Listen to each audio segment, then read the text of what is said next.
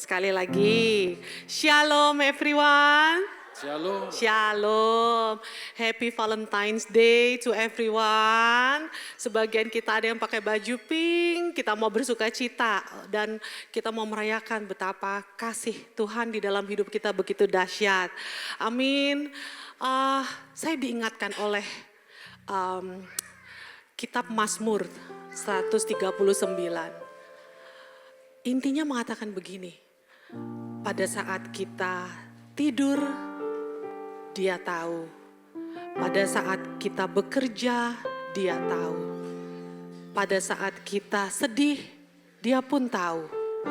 Pada saat kita ingin lari menjauh dari Dia, Dia tahu di mana menemukan kita. Amen. Siapakah kita yang menerima begitu besarnya kasih Tuhan di dalam hidup kita? Betapa Tuhan yang Maha Kasih mengasihi kita terlebih dahulu. Kita dimampukan untuk mengasihi Dia kembali. Di pagi ini kita mau bersyukur kasih-Nya yang begitu dahsyat kita terima di dalam hidup kita. Amin. Amin. Baik, mari kita mau tundukkan kepala kita, kita mau berdoa. Segala hormat dan syukur atas kasih-Mu Tuhan di dalam hidup kami. Kami bersyukur untuk hari yang baru Engkau berikan di dalam hidup kami. Terima kasih kami dapat menikmati anugerah-Mu di pagi ini. Kami datang dengan ucapan syukur dan percaya ada berkat yang Kau curahkan bagi setiap kami. Kasih-Mu yang mengalir di dalam hidup kami senantiasa dapat kami rasakan Tuhan. Ini kami, inilah ibadah setiap kami. Inilah kerinduan hati kami. Hati yang cinta akan Engkau Yesus. Biarlah pujian yang harum dan hidup akan menyukakan hati-Mu. Di dalam nama Tuhan Yesus, kita yang siap memuji Tuhan sama-sama katakan, amin. Selamat menikmati anugerah Tuhan, selamat beribadah. Kita mau bersuka cita di dalam Dia. Kita mau angkat puji-pujian kita yang terbaik. Amin. Yuk.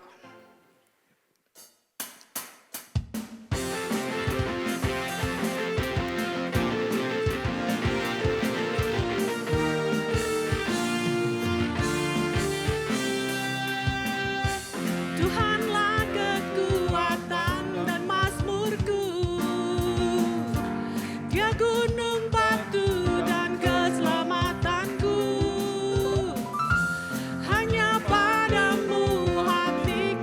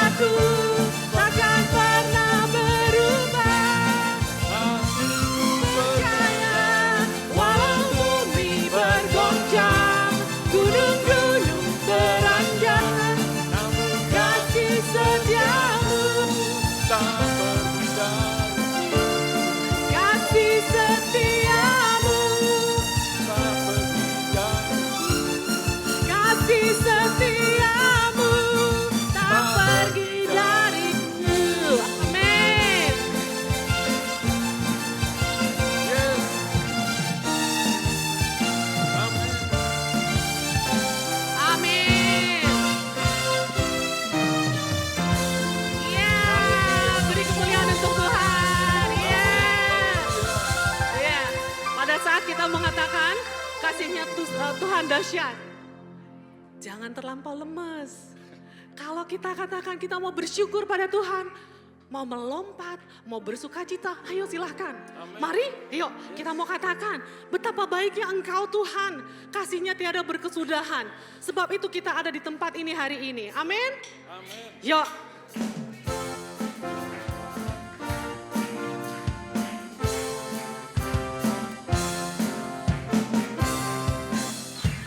Betapa baiknya Engkau Tuhan, kasih-Mu tiada berkesudahan. Betapa mulia kasih-Mu Yesus, jiwaku diselamatkan. Betapa baiknya Engkau Tuhan, kasih-Mu tiada berkesudahan. Betapa mulia nama-Mu Yesus, jiwaku diselamatkan. Hosana, Hosana, ku memuji Tuhan. Hosana, ku tinggikan Yesus. Hosana, Hosana, Hosana, Hosana, ku memuji Tuhan. Hosana, ku tinggikan Yesus.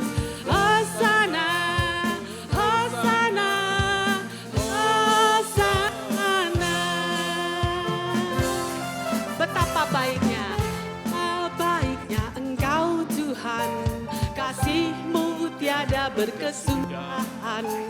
Betapa mulia kasih-Mu Yesus, jiwaku diselamatkan. Betapa baiknya Engkau Tuhan, kasih-Mu tiada berkesudahan. Betapa mulia kasih-Mu Yesus, jiwaku diselamatkan. Hosana, angkat tangannya yo. Hosana, ku memuji Tuhan. Hosana, ku tinggikan Yesus. Hosana, Hosana, Hosana. Hosana, ku memuji Tuhan. Hosana, ku tinggikan Yesus. Hosana,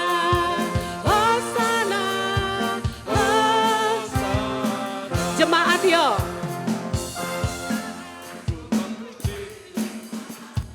Hosana, ku tinggikan Yesus. Hosana, Hosana, Hosana. Sekali lagi katakan. Hosana, ku memuji Tuhan. Hosana, ku tinggikan Yesus. Hosana, Hosana, Hosana, Hosana, ku memuji Tuhan. Hosana, kan Yesus. Hosana, Hosana, Hosana, Hosana, ku memuji Tuhan. Hosana, tinggikan Yesus. Hosana, Hosana, Hosana, Hosana, Hosana, Hosana, Hosana, Hosana. Amin, beri kemuliaan untuk Tuhan. Salami kiri kanan kita semua, tetangga-tetangga kita katakan kasih Tuhan dahsyat. Amin. Mari jemaat dipersilakan untuk duduk.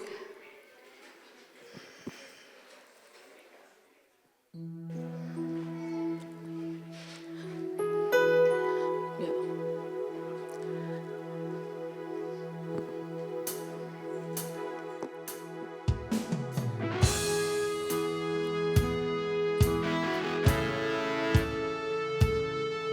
Banyak yang Tuhan telah perbuat di dalam hidup kita. Kita mau mengucap syukur atas kebaikan-Nya. Thank you, Lord.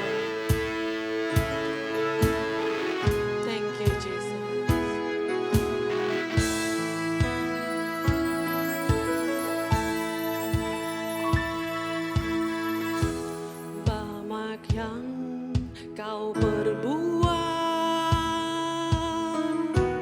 di dalam hidupku,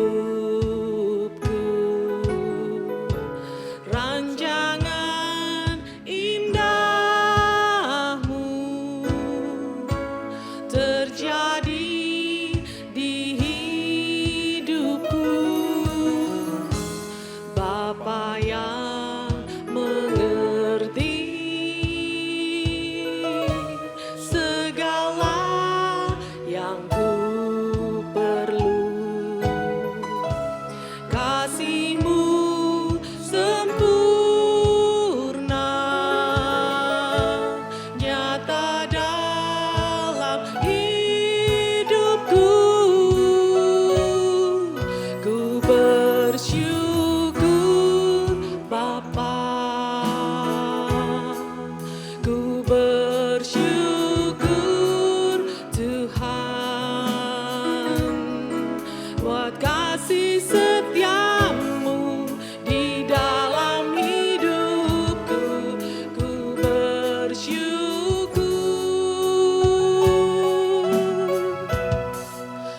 bersyukur Bapa, ku bersyukur Tuhan buat kasih setia-Mu di dalam hidupku. Ku bersyukur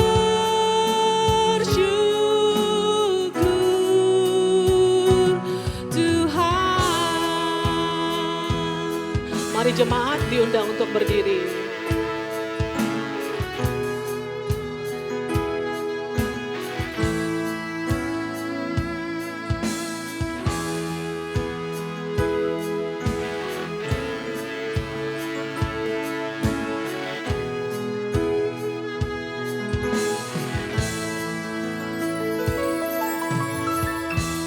Banyak yang Kau perbuat di dalam hidupku, rancangan indahmu terjadi di hidupku. Bapa yang mengerti, yang mengerti segala yang ku perlu, kasih-Mu sempurna nyata dalam hidupku. Ku bersyukur Bapa, ku bersyukur Tuhan buat kasih setia-Mu di dalam hidupku. Ku bersyukur, kami mau bersyukur. Ku bersyukur Bapa,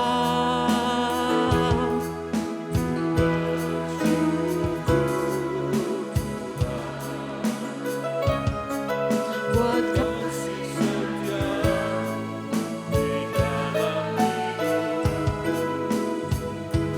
ku bersyukur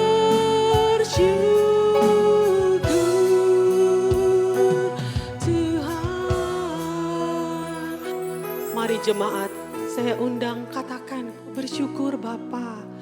Ku bersyukur. Kami mau bersyukur pagi ini Tuhan. Syukur Tuhan. Ini ucapan syukur kami Bapa. Setia-Mu di dalam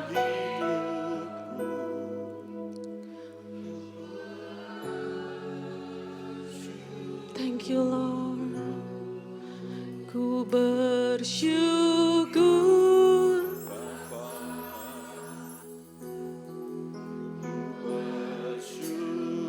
Ya Tuhan, Tuhan, kami mau bersyukur. Kami mau bersyukur pagi ini Tuhan. Terima kasih, kasih setiamu Tuhan.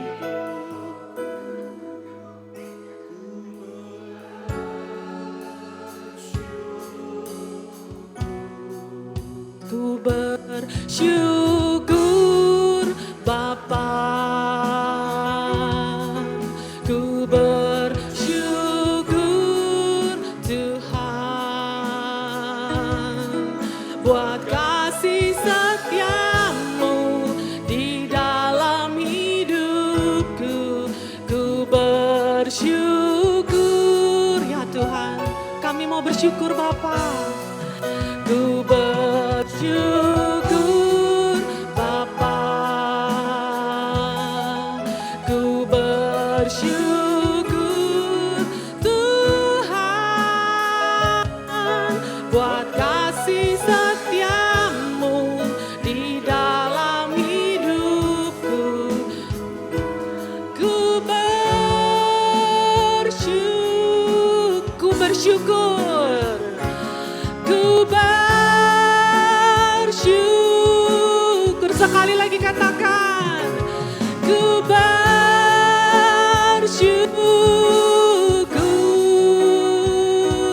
Tuhan. Kita mau sembah Dia di pagi ini. Kita mau mengucapkan syukur. Kita mau berikan hati kita kepada Tuhan. Thank you Lord. Kami mau bersyukur Tuhan. Engkau layak kami sembah. Oh, thank you Lord. Terima kasih. Thank you Jesus untuk kasih-Mu, untuk anugerah-Mu di dalam hidup kami. Thank you Jesus. Thank you Lord. Engkau baik. Engkau berada bersama kami. Thank you Lord. Thank you Jesus. Thank you Lord. Ini ucapan syukur dari kami Tuhan. Thank you. Terima kasih. Haleluya. Haleluya.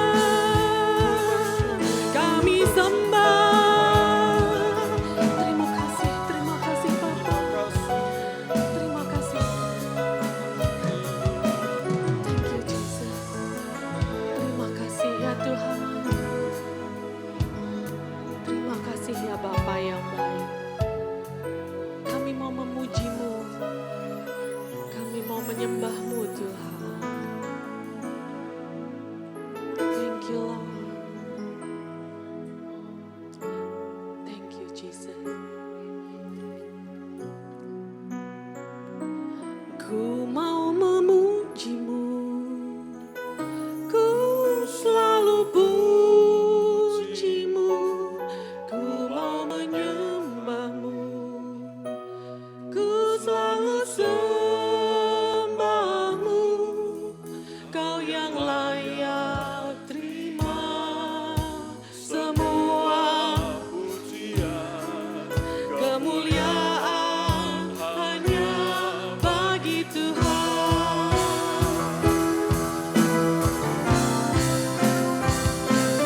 Ku mau memuji-Mu, ku selalu puji-Mu, ku mau menyembah-Mu, ku selalu sembah-Mu. Kau yang layak terima semua pujian, kemuliaan hanya bagi Tuhan. Kita katakan Yesus, Engkau sungguh baik. Yesus, Kau sungguh baik. Yesus ya Tuhan, nama-Mu indah di dalam hidup kami. Yesus, ku cinta Kau selalu. ku tinggikan, ku agungkan selamanya. Yesus,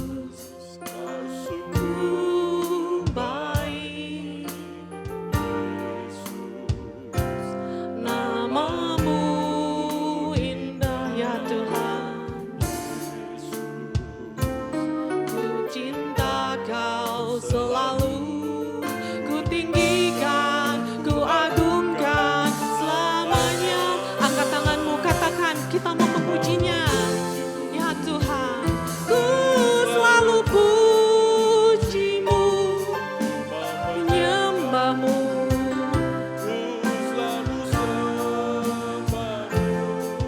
Kau yang layak,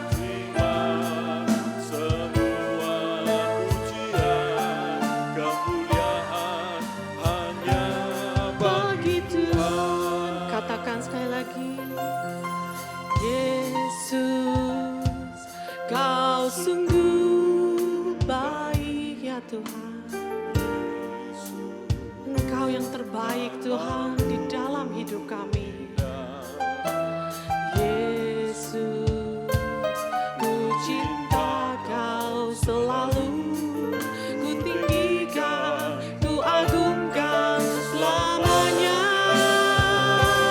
Ku mau memujimu, selalu pujimu, menyembahmu.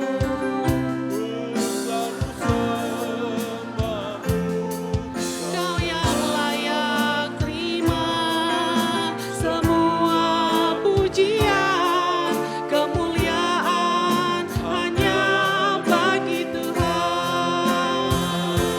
Semua kemuliaan dan keagungan tertuju padamu, Tuhan dan Rajaku. Segenap jiwa dan nafasku menyembah Yesus yang hidup. Semua kemuliaan dan keagungan tertuju padamu, Tuhan dan Rajaku. Segenap jiwa dan nafasku menyembah Yesus yang hidup.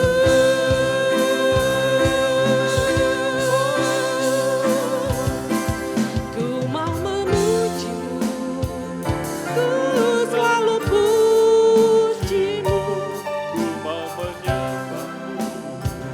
ku selalu sembahmu.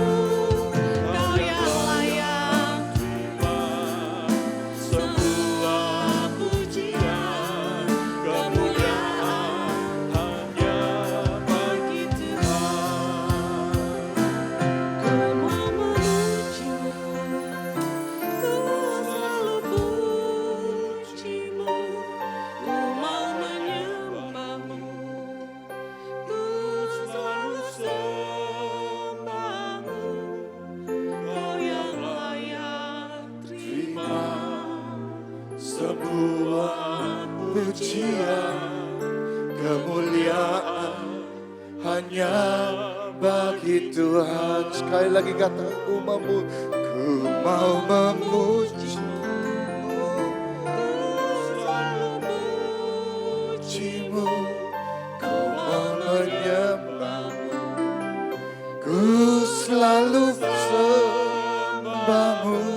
Engkau yang layak terima semua pujian, kemuliaan hanya bagi Tuhan. Kau yang layak, kau yang layak terima semua pujian, kemuliaan hanya bagi Tuhan. Sekali lagi, kau yang layak, kau yang layak terima semua pujian, kemuliaan hanya bagi Tuhan.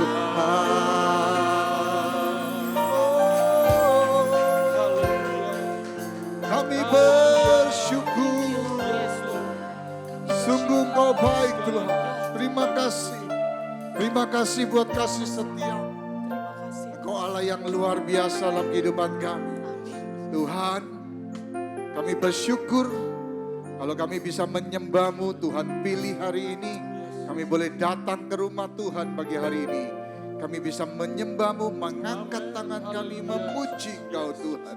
Kami boleh bersyukur buat setiap perbuatan-Mu yang dahsyat dalam kehidupan kami. Buat setiap anugerah-Mu, buat keselamatan yang Tuhan sudah berikan dalam kehidupan kami. Terima kasih Tuhan. Engkau Allah yang baik dalam kehidupan kami. Di dalam nama Yesus kami berdoa Tuhan, supaya kami boleh mendengarkan firman-Mu. Berbicaralah kepada kami. Taruh isi hati-Mu, pesan-Mu Tuhan untuk kami pagi hari ini Tuhan. Biar Roh-Mu membakar kehidupan hati kami. Sehingga apa yang kami dengar pagi hari ini Tuhan, boleh menjadi bagian rema dalam kehidupan kami. Boleh menjadi pedoman buat kehidupan kami. Langkah kehidupan kami yang boleh kami lakukan dalam setiap waktu kehidupan kami. Urapi kami, urapi hamba-Mu Tuhan. Di dalam nama Yesus kami berdoa. Haleluya. Amin. Kita berikan tepuk tangan untuk worship team. SOB Praise and Worship Team. Thank you worship team. Silakan duduk Bapak Ibu yang terkasih. Happy Valentine's buat Anda yang merayakan Valentine's. Ya. Yeah. For you celebrate Valentine's. Husband and wife. Ya. Yeah. Yang dating. Ya. Yeah. Yang apa lagi? Ya. Yeah. Tapi kalau Anda masih single, nggak merayakan Valentine's, ya Valentine with Jesus, our Valentine. Oke, saudaraku, judul khotbah saya pagi hari ini, saya adalah iman yang dibenci. Don't know Inggrisnya apa? Itu mungkin saudara bertanya, iman yang dibenci, apakah itu? Tapi kira-kira iman yang radikal. Saya mau pakai bahasa yang agak ekstrim supaya Anda ada question mark apa itu. Oke? Iman yang dibenci. Saudaraku, peristiwa ini terjadi setelah Tuhan Yesus membangkitkan seseorang yang namanya Lazarus dari kematian. Ya. Yohanes pasal yang ke-12 ayat yang ke-9 sampai ayat yang ke-11. Perikopnya berbunyi persepakatan untuk membunuh Lazarus. Oke? Yohanes 12 ayat 9. Sejumlah besar orang Yahudi mendengar bahwa Yesus ada di sana dan mereka datang bukan hanya karena Yesus, melainkan juga untuk melihat siapa? Lazarus yang telah dibangkitkan Tuhan dari antara orang mati. Ayat 10. Lalu imam-imam kepala sepakat untuk membunuh Lazarus juga. Sebab karena Lazarus, banyak orang Yahudi meninggalkan mereka dan percaya kepada Yesus. Saudaraku, di Yohanes 11 perikutnya satu ayat berbunyi, permufakatan untuk membunuh Yesus. They agree to kill Jesus. Dan di Yohanes 12 mereka juga sepakat untuk membunuh seseorang yang bernama Lazarus. Yang sudah dibangkitkan Yesus dari kematian. Dan karena Lazarus ini banyak orang meninggalkan agama mereka. Ya, mengikut Yesus. Ya. Percaya kepada Yesus. Nah saudaraku, kita perlu tahu bahwa kebangkitan Lazarus dari antara orang mati menjadi salah satu mukjizat yang signifikan dan paling penting di dalam kehidupan Tuhan Yesus. Di dalam pelayanan Yesus. Mukjizat Lazarus merupakan mukjizat yang sangat penting. Mukjizat yang luar biasa. Lain daripada yang lain. Tuhan Yesus pernah membangkitkan seseorang yang bernama siapa? Sebelum Lazarus? Siapa? Saudara ingat gak? Tuhan Yesus pernah membangkitkan satu anak muda yang mati. Tidak ada namanya, tapi itu di kota Nain. Ketika ada rombongan mengantar jenazah anak muda, ibunya menangis. Dan Tuhan Yesus membangkitkan anak muda ini. Oke? Jadi kebangkitan anak muda ini kalau dibandingkan dengan kebangkitan Lazarus merupakan satu peristiwa yang biasa. Ya, walaupun mujizat kebangkitan itu sesuatu yang luar biasa, extraordinary. Ya, tidak semua orang bisa berdoa dan melakukan mujizat seperti itu. Oke? Tetapi jika dibandingkan dengan mujizat kebangkitan Lazarus, maka kebangkitan anak muda ini adalah satu peristiwa yang biasa. Kenapa? Karena begini. Karena orang Yahudi percaya apabila seorang meninggal dan mati, selama 3 hari, roh orang itu masih bergentayangan di bumi. Itu menurut kepercayaan mereka. Ya. Setelah 3 hari selesai, barulah orang itu, rohnya itu dibawa ke surga. Oke? Jadi selama 3 hari rohnya itu bergentayangan. Dan orang Yahudi selalu memakamkan orang yang mati pada hari pertama. Hari itu langsung dimakamkan. Oke? Dan anak muda Dinain ini dibangkitkan Tuhan pada hari pertama kematiannya.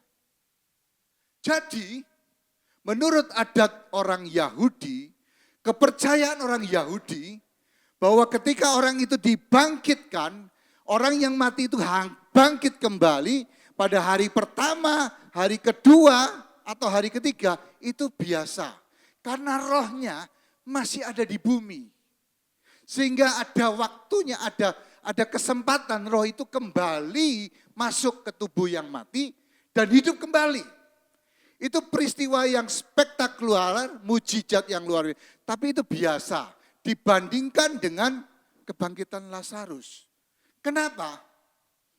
Karena Lazarus dibangkitkan pada hari keberapa? Halo? Hari? Siapa tadi? 4. Hari keempat. Jadi di luar pemikiran orang-orang Yahudi, di luar apa yang mereka percayai. Dan ini membuktikan bahwa Yesus adalah Mesias. Pemegang kehidupan, pemegang nyawa, artinya dia mampu membangkitkan orang sekalipun roh orang itu sudah ada di surga. Di luar daripada pemikiran dan kepercayaan orang Yahudi.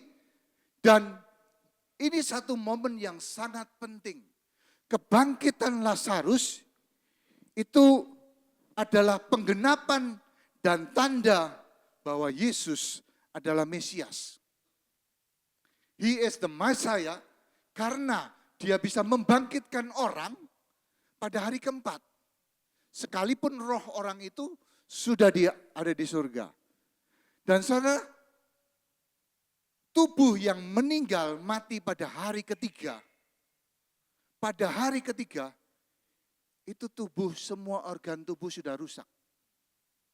Jadi kalau orang itu dibangkitkan pada hari keempat, maka itu satu mujizat yang luar biasa, karena organ-organ tubuh, darah-darah yang sudah mati, semua organ tubuh yang sudah tidak berfungsi dan sudah rusak, itu tiba-tiba dipulihkan kembali.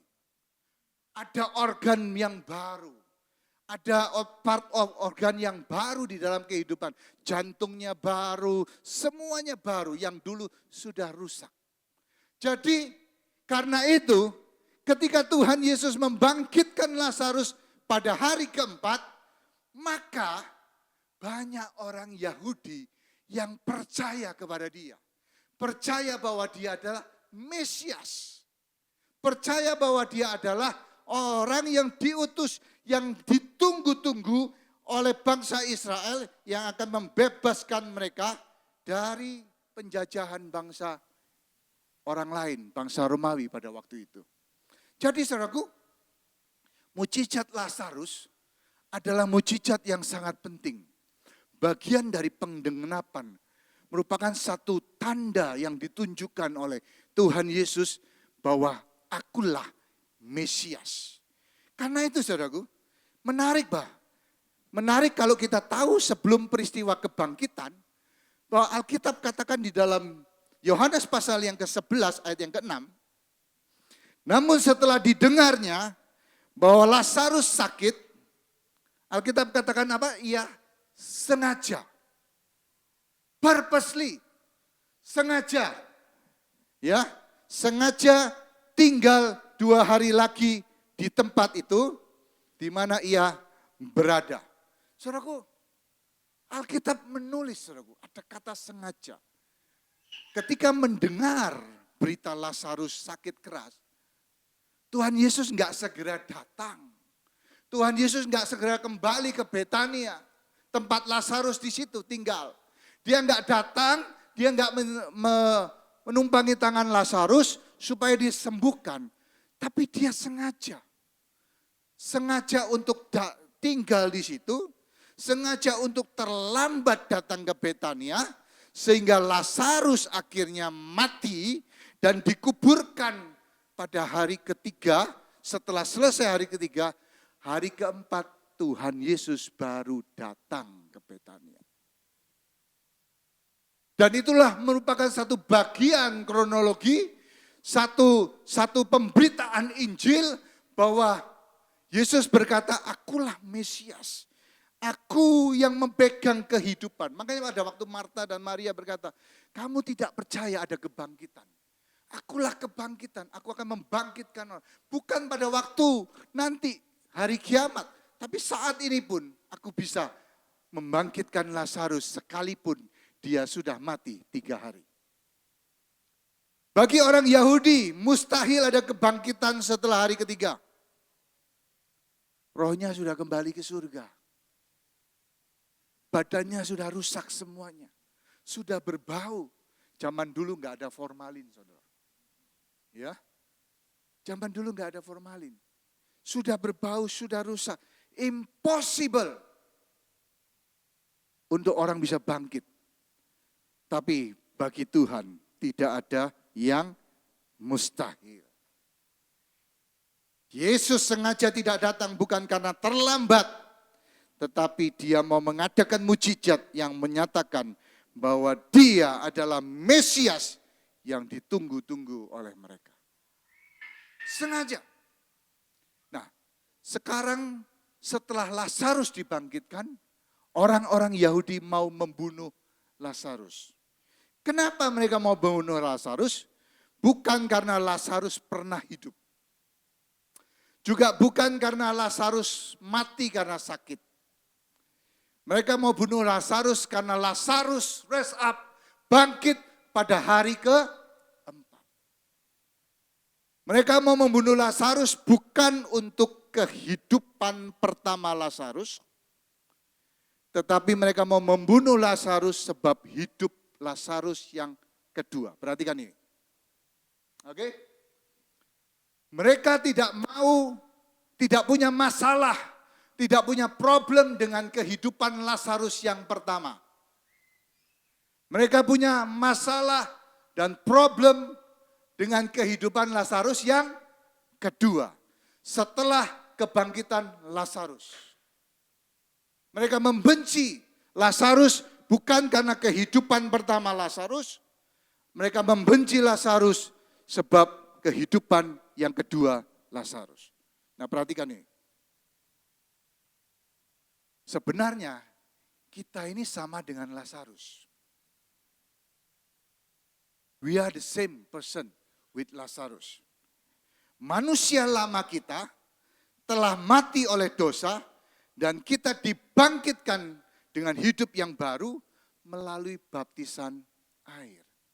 Jadi seperti Lazarus dibangkitkan secara fisik oleh Tuhan Yesus, kematian fisik, Lazarus mengalami kematian fisik, dan dia dibangkitkan pada hari keempat, secara fisik dia hidup kembali.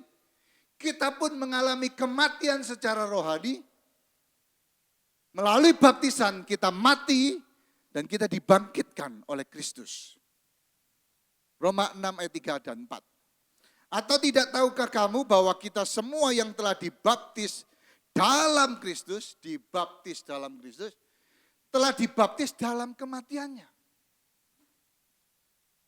Jadi baptisan adalah kematian manusia lama kita. Seperti Lazarus mati secara fisik, kita juga mati secara spiritual, secara rohani. Kita dibaptis. Ayat yang keempat, dengan demikian kita telah dikuburkan sama seperti Lazarus, bersama-sama dengan dia oleh baptisan dalam kematian, supaya sama seperti Kristus telah dibangkitkan dari antara mati, oleh kemuliaan Bapa, demikian juga kita akan hidup dalam hidup yang baru. Jadi saudaraku, apa yang Tuhan Yesus tunjukkan di dalam kehidupan peristiwa Lazarus itu, kita ini juga ngalami Lazarus mati secara fisik dan dibangkitkan secara fisik. Kita mengalami kematian secara rohani melalui baptisan air. Kita dibangkitkan oleh Kristus secara rohani. Nah, perhatikan ini. Seperti Lazarus dibenci bukan karena hidup pertamanya. Lazarus dibenci karena hidup keduanya.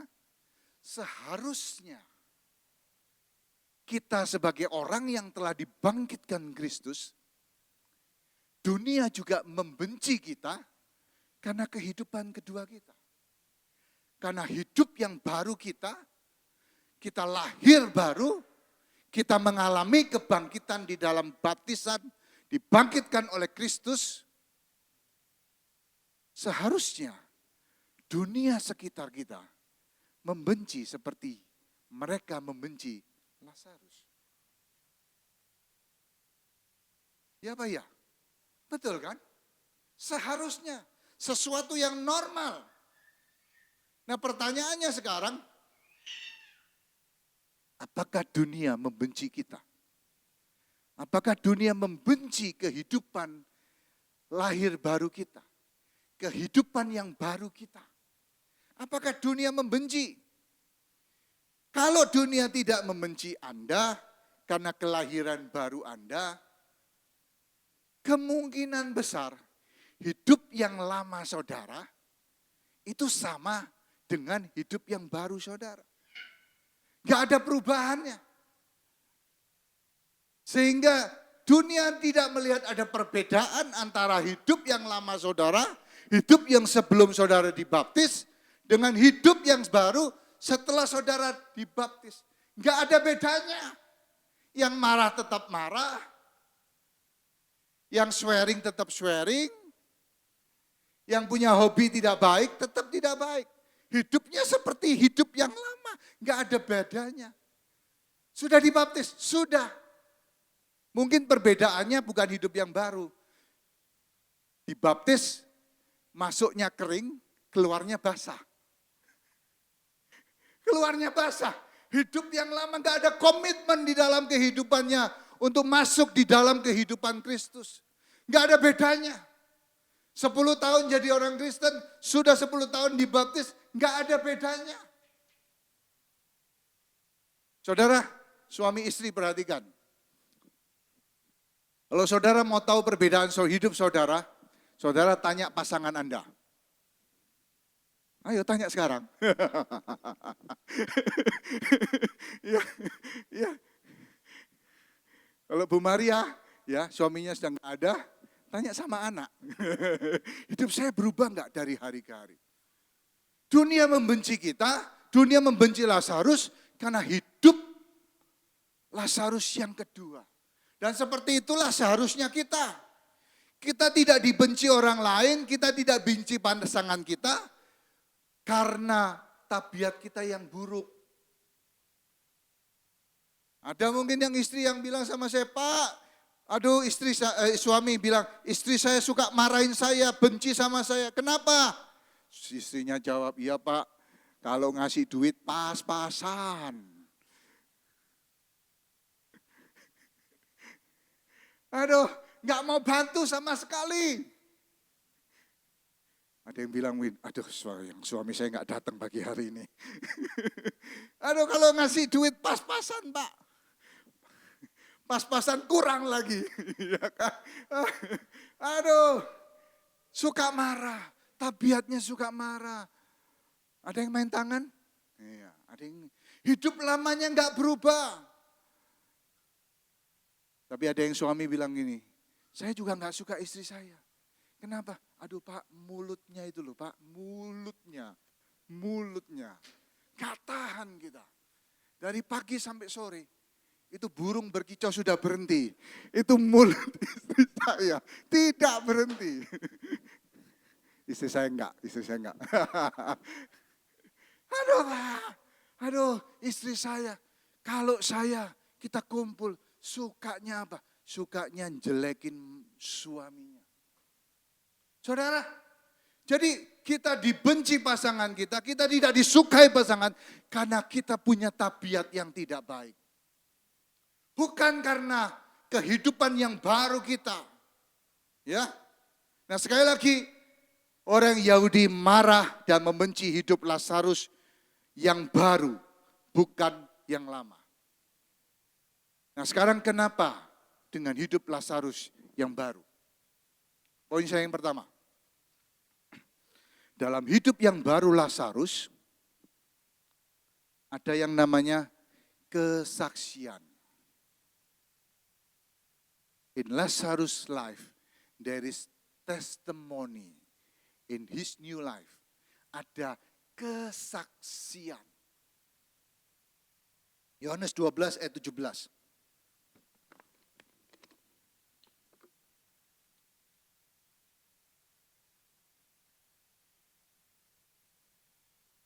Orang banyak yang bersama-sama dengan dianya Tuhan Yesus. Ketika ia memanggil Lazarus keluar dari kubur dan membangkitkannya dari antara orang mati, memberi apa? Kesaksian tentang dia. Jadi ada banyak orang dari kehidupan baru Lazarus keluar yang namanya kesaksian tentang Tuhan. Kesaksian tentang Kristus. Jadi mereka membenci hidup baru Lazarus karena dalam hidup baru Lazarus ada testimoni. Ada kesaksian yang baik. Kesaksian yang membawa orang datang kepada Kristus. Kesaksian itulah yang membuat orang banyak percaya kepada Tuhan Yesus. Sehingga mereka benci hidup Lazarus yang baru. Sebab ada banyak orang yang bertobat dan percaya Yesus. Kalau orang belum benci hidup kita yang baru, jangan-jangan kita nggak pernah kesaksian. Nggak pernah memberikan kesaksian yang baik, kesaksian yang hidup tentang Kristus. Kesaksian tentang diri kita, bagaimana kita dipulihkan. Bagaimana Tuhan mengubah hidup kita. Kita nggak pernah dibenci, kita nggak pernah ditolak orang, karena kita nggak pernah ngomong tentang Kristus. Karena kita nggak pernah memberikan kesaksian tentang Dia yang mengubah hidup kita. Atau kita belum diubah. Tapi saya percaya kita semua sudah diubahkan, betul? Amin. Kita semua sudah diubah. Tapi kadang-kadang kita malu. Kadang-kadang kita nggak berani memberitakan kesaksian tentang Kristus yang mengubah hidup kita. Padahal memberitakan Injil adalah kewajiban setiap orang percaya. Matius 28 ayat 19, tolong ditampilkan. Alkitab katakan, pergi dan beritakan, ini amanat agung. Saudaraku, amanat agung adalah pesan. Pesan ilahi. Pesan yang ditinggalkan, amanat. Pesan yang ditinggalkan Yesus sebelum dia naik ke surga. Makanya disebut Great Commission. Dan Great Commission ini diberikan bukan untuk sebagian orang, tapi kepada semua orang yang percaya. Ini harus menjadi tanggung jawab kita. Bagian kehidupan kita. Karena itu pergilah jadikan semua bangsa muridku. Baptislah mereka dalam nama Bapa, Anak, dan Roh Kudus. Ayat yang 20. Dan ajarlah mereka melakukan segala sesuatu yang telah kuperintahkan kepadamu. Dan ketahuilah aku menyertai kamu senantiasa sampai ke akhir zaman. Jadi ini perintah. Perintah sebelum Tuhan Yesus naik ke surga. Perintah buat kita semua. Beritakan Injil. Saksikan Tuhan dalam hidupmu. Nyatakan kesaksian. Apa yang kau alami di dalam hidupmu. Perlu engkau beritakan. Mungkin kita pikir sulit. Kita perlu teologi penginjilan. Tapi saudaraku, gak perlu hal-hal yang sulit. Apa yang saudara alami, saudara katakan. Saya alami, Pak. Hidup saya diubahkan. Dulu saya bergelimang dengan dosa. Hidup saya enggak punya tujuan. Tapi Tuhan menjamah hidup saya.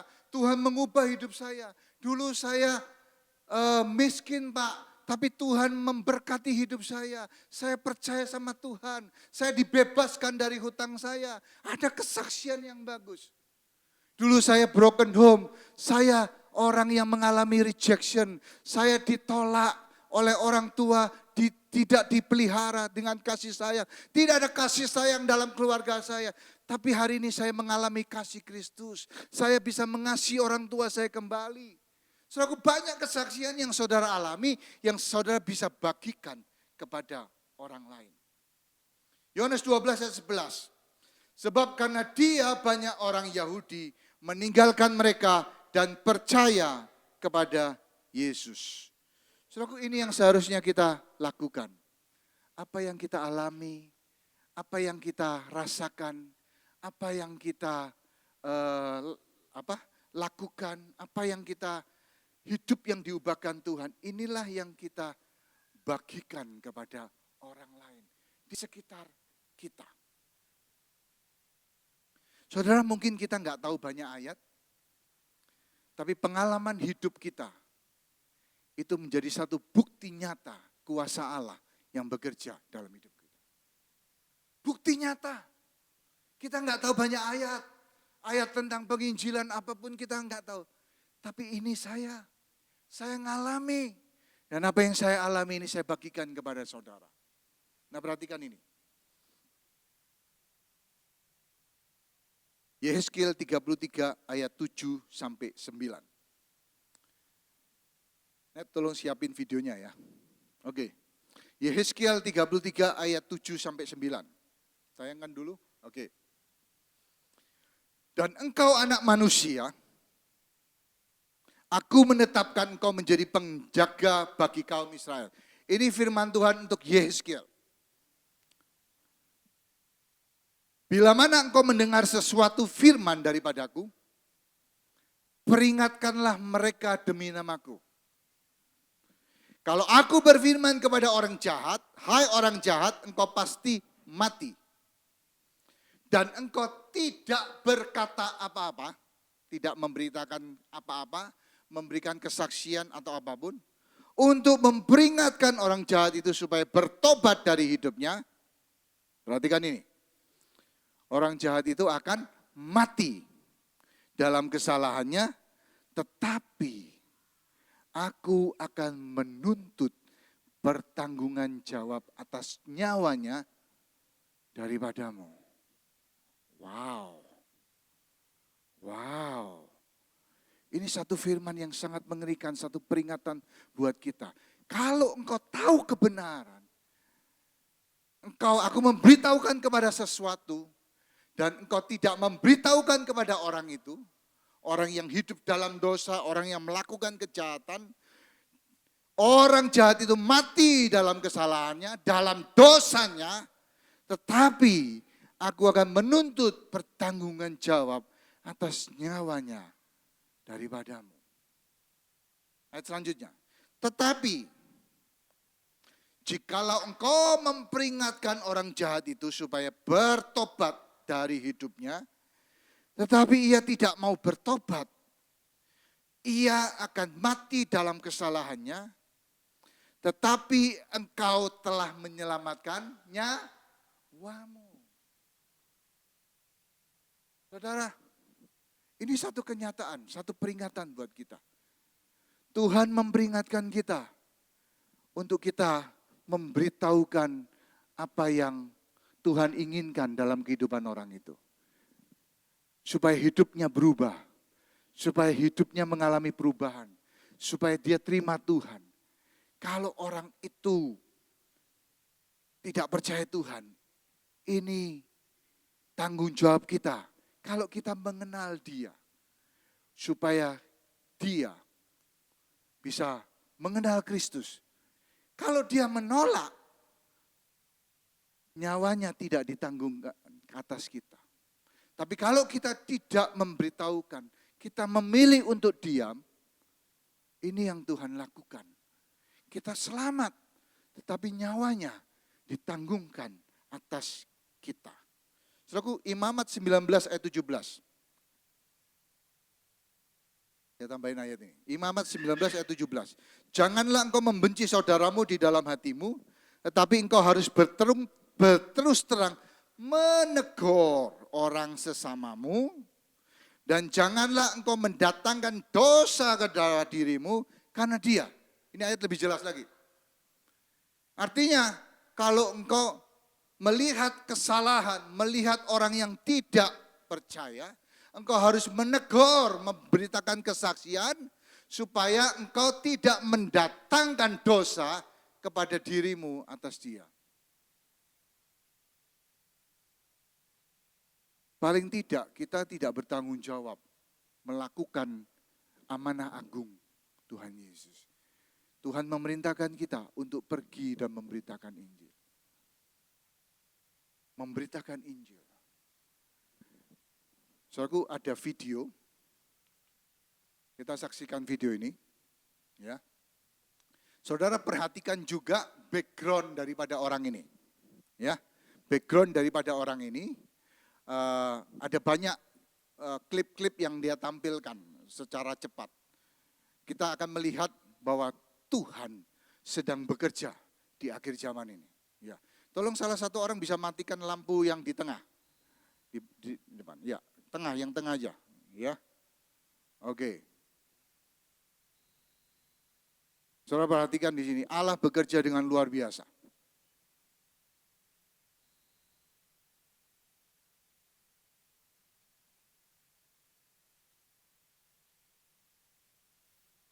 Kalau fakta ini masih diabaikan, maka kebutaan bukan cuma sekedar fisik, tapi juga hati dan pikiran.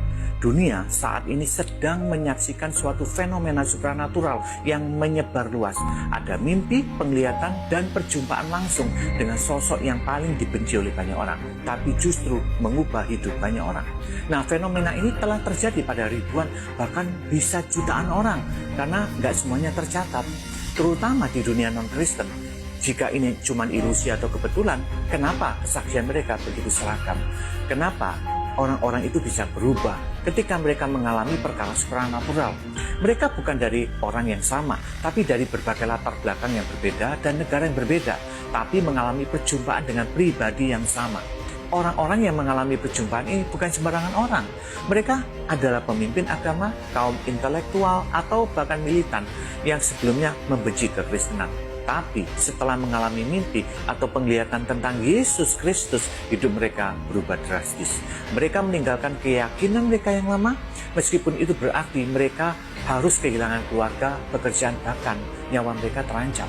Jika Yesus cuma manusia biasa atau sekedar seorang nabi, bagaimana mungkin ia terus menampakkan diri kepada orang-orang di seluruh dunia berabad-abad setelah kematiannya? Satu-satunya penjelasan yang masuk akal adalah bahwa Yesus benar-benar bangkit dan hidup. Namun, kalau ada tuduhan bahwa semua berita itu adalah kebohongan, propaganda, atau sekedar halusinasi, coba pikir. Orang-orang ini mengalami transformasi radikal yang dulunya mereka membenci Kristus, tapi mereka diubahkan setelah pengalaman supranatural itu. Mereka menjadi pemberita Injil yang tidak takut mati untuk Kristus. Nah, ada beberapa contoh yang akan saya berikan. Ini hanya 5 contoh saja, karena sebenarnya masih banyak atau mungkin bisa ribuan contoh, tapi saya berikan hanya 5 saja. Pertama ada Rivka Berry, seorang gadis non-Kristen asal Sri Lanka yang tinggal di Amerika. Ia mengalami mimpi di mana Yesus menampakkan diri dan berkata kepadanya, "Akulah jalan, kebenaran, dan hidup." Setelah menerima Kristus, keluarganya mengancam akan membunuhnya, sehingga ia melarikan diri dan mencari perlindungan di gereja, tapi hidupnya benar-benar diubahkan. Lalu ada Howard Storm, seorang ateis yang mengalami pengalaman mendekati kematian. Ia mendapatkan dirinya dalam kegelapan yang mengerikan. Dalam keputusasaannya, ia berseru kepada Yesus dan seketika cahaya terang muncul menyelamatkannya. Setelah itu ia meninggalkan ateismenya dan menjadi seorang pendeta. Lalu berikutnya Jeff Harshbarger, dulunya adalah seorang pemuja setan. Saat melakukan ritual, ia mendengar suara yang berkata, "Jeff, aku mengasihimu." Cahaya terang itu muncul dan ia merasakan kuasa gelap yang mengikatnya mulai lepas. Kini ia melayani dalam pelayanan pembebasan bagi mereka yang terjerat dalam satanisme. Lalu ada Sundar Singh, seorang pemuda Sikh yang membenci kekristenan. Ia pernah berdoa agar Tuhan sejati menampakkan diri kepadanya. Dan malam itu, Yesus benar-benar datang dalam cahaya terang dan berkata, "Akulah jalan, kebenaran, dan hidup." Sejak itu ia menjadi penginjil keliling yang dikenal dengan sebutan Rasul dengan jubah kuning. Lalu yang gak kalah hebohnya, ada seorang rabi Yahudi yang sangat disegani dan dihormati, namanya Rabi Yitzhak Kaduri. Sebelum wafat, ia mengatakan bahwa Mesias telah menampakkan diri kepadanya. Setelah kematiannya, sebuah catatan yang ia tinggalkan mengungkapkan bahwa nama Mesias adalah Yehoshua alias Yesus. Kesaksian-kesaksian ini bukanlah sekedar cerita, melainkan bukti nyata bahwa Yesus telah bangkit dan dia hidup serta terus bekerja. Jika Yesus cuma nabi biasa, kenapa ia terus menampakkan diri dan mengubah hidup begitu banyak orang? Jawabannya jelas, Yesus adalah Tuhan dan hanya melalui dia ada keselamatan. Dan jika pesan ini sampai kepadamu, maka kamu ditantang untuk mengambil keputusan. Maukah kamu menerima Yesus sebagai Tuhan dan Juru Selamat? Ingat, keputusanmu menentukan kekekalanmu. Amin. Kita berikan tepuk tangan yang luar biasa. Saudaraku, mungkin orang-orang di sekitar kita nggak mengalami apa yang mereka alami. Kenapa? Karena Tuhan sedang menunggu kita untuk memberitakan kesaksian tentang Kristus di dalam hidup kita. Dan Tuhan sedang menunggu kita supaya kita bisa melakukan bagian di dalam kehidupan kita.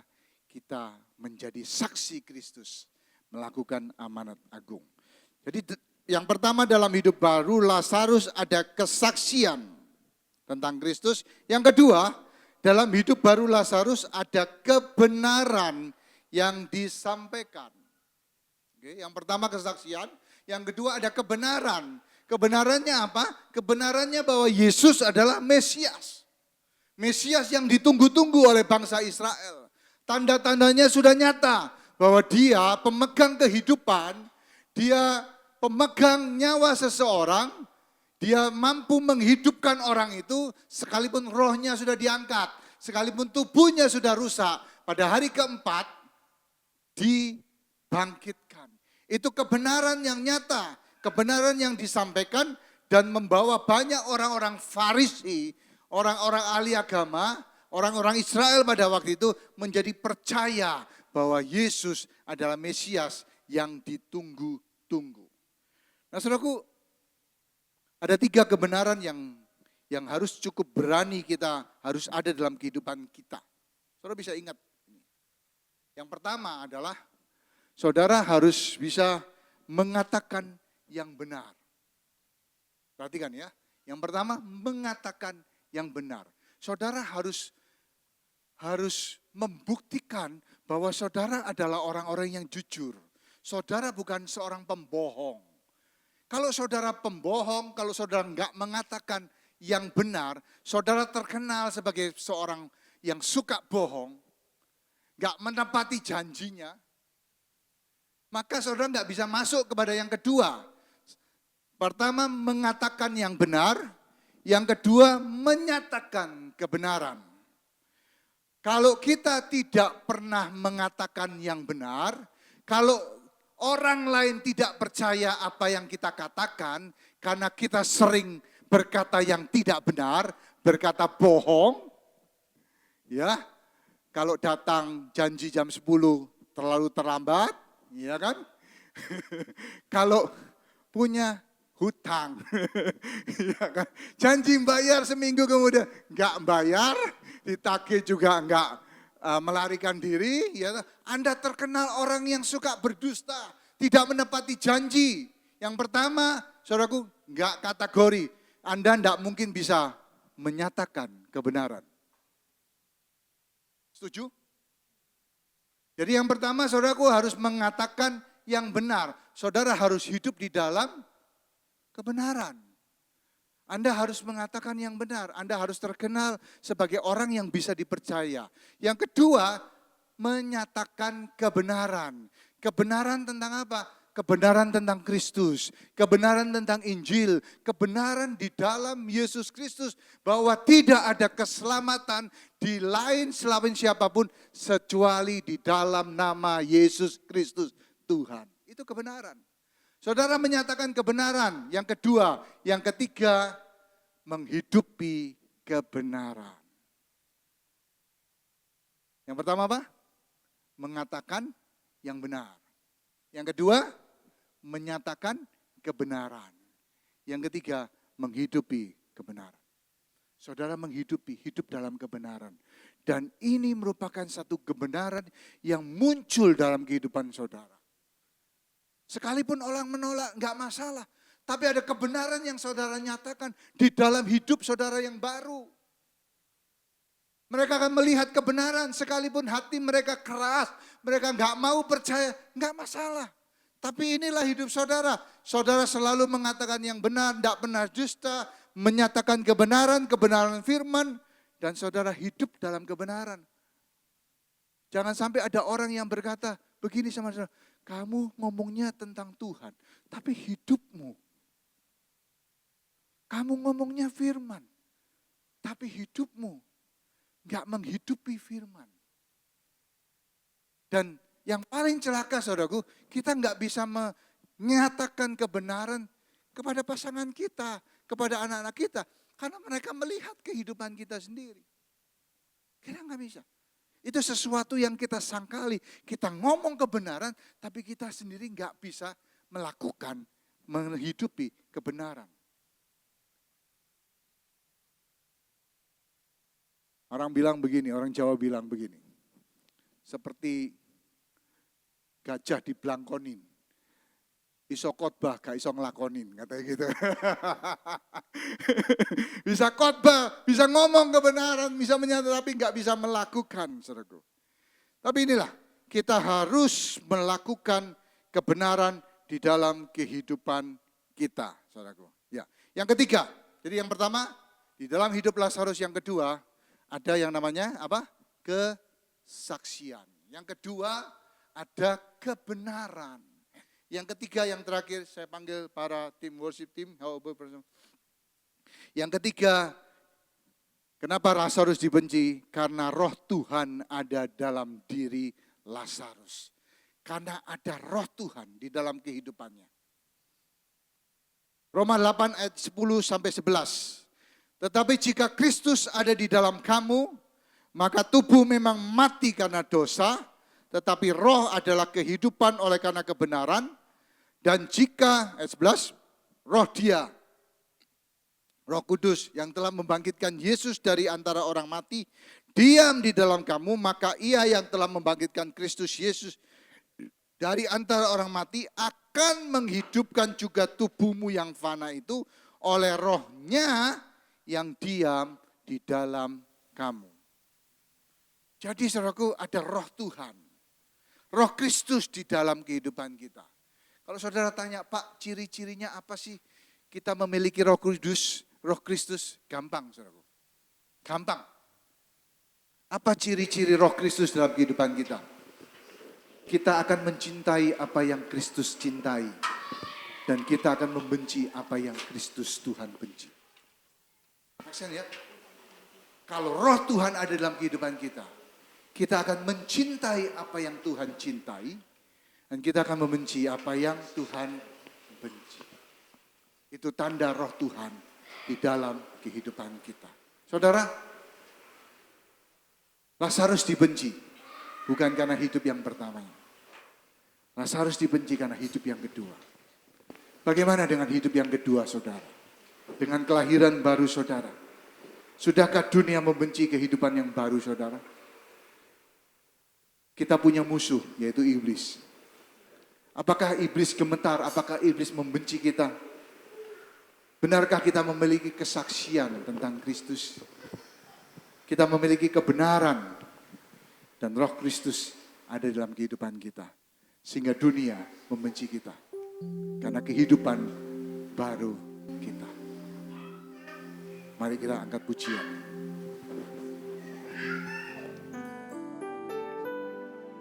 Kalau ku hidup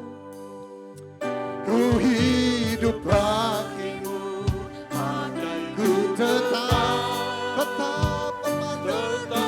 menyembahmu, dunia tak bisa menjauhkanku dari kasih-Mu. Selama ku hidup bagimu, maka ku tetap memandangmu. Dunia tak bisa menjauhkanku dari kasih-Mu. Sekalipun dunia membenci kami, Tuhan, dunia tak bisa menjauhkanku dari kasih-Mu. Dunia tak bisa menjauhkanku dari kasih-Mu. Terima kasih Tuhan buat kasih-Mu. Kasih-Mu yang terus mengalir dalam kehidupan kami. Salib adalah bukti tanda kasih Kristus dalam kehidupan kami. Terima kasih Tuhan. Dalam keadaan apapun kami tahu Engkau menyertai kami. Engkau menyertai kami. Bahkan dalam kehidupan kedua kami, kelahiran baru kami percaya Tuhan menyertai kami. Menyertai kami dalam kesaksian kami. Dalam kebenaran yang kami boleh hidupi Tuhan. Dan Roh Tuhan selalu menyertai kehidupan kita ada dalam kehidupan kami. Terima kasih Tuhan. Terima kasih Tuhan. Bapa, kami minta Tuhan supaya Roh Tuhan boleh ada dalam kehidupan kami.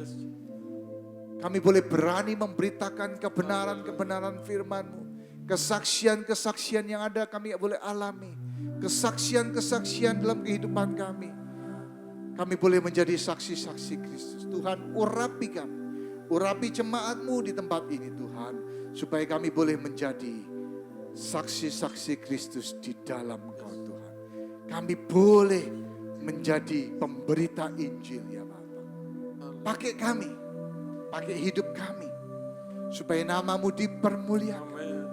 Nama-Mu ditinggikan Tuhan. Kami berdoa supaya setiap orang yang kami boleh bagikan, beritakan berita Injil, boleh mengalami Kristus, boleh menerima Kristus sebagai Kristus Yesus Kristus Tuhan. Mereka boleh diselamatkan, boleh mengalami kelahiran baru seperti yang kami alami. Terima kasih Tuhan. Berkati ibadah ini, berkati persembahan kami, berkati penyembahan kami Tuhan. Berkati kehidupan kami Tuhan. Hari-hari yang selanjutnya Tuhan, sampai kami boleh datang kembali di hari Minggu, berkumpul bersama rekan-rekan seiman. Terima kasih Tuhan. Jemaat yang dikasihi Tuhan, angkat tanganmu dan arahkan hatimu kepada Allah Bapa di surga. Biarlah kau boleh pulang di dalam berkat dari Allah Bapa. Di dalam nama anaknya yang tunggal, Tuhan Yesus Kristus. Kuat kuasa Roh Kudus boleh menyertai kehidupan kita. Mulai dari hari ini sampai besok, sampai Maranatha. Sampai Tuhan menjemput kita di awan-awan. Yang percaya sudah diberkati, sama-sama katakan amin. Tuhan memberkati. God bless you. Have a good Sunday.